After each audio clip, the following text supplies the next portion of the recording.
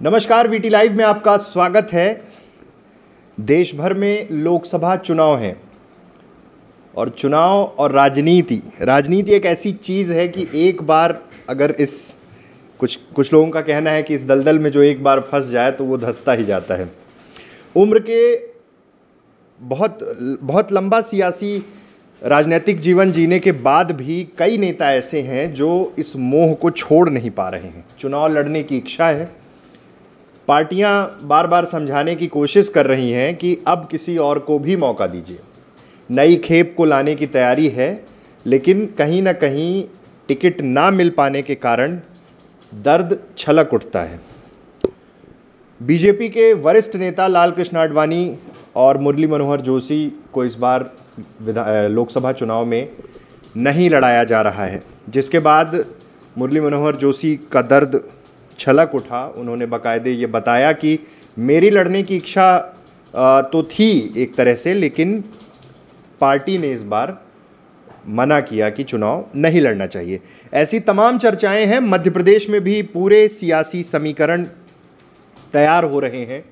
BJP और कांग्रेस दोनों ने अपने अपने प्रत्याशियों को मैदान में उतारना, वो सजावट, जमीन तैयार करना, सब कुछ शुरू कर दिया है।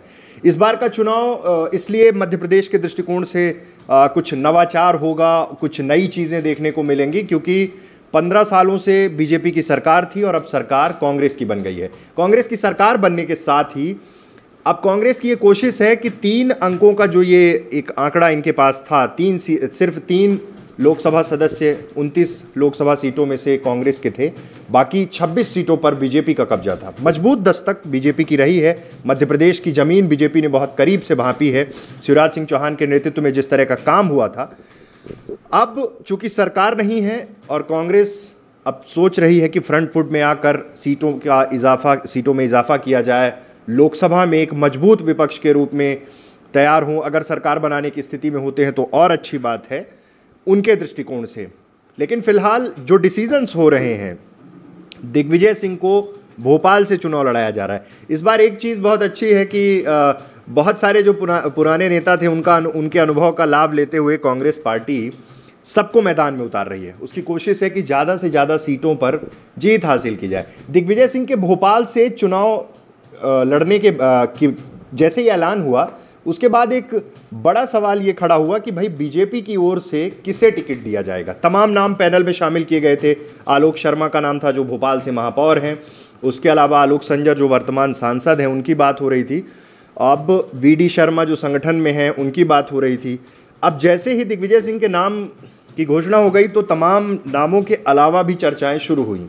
कयास लगाए जा रहे हैं कि पूर्व मुख्यमंत्री शिवराज सिंह चौहान भोपाल सीट से अपनी दावेदारी कर सकते हैं और चुनाव लड़ सकते हैं।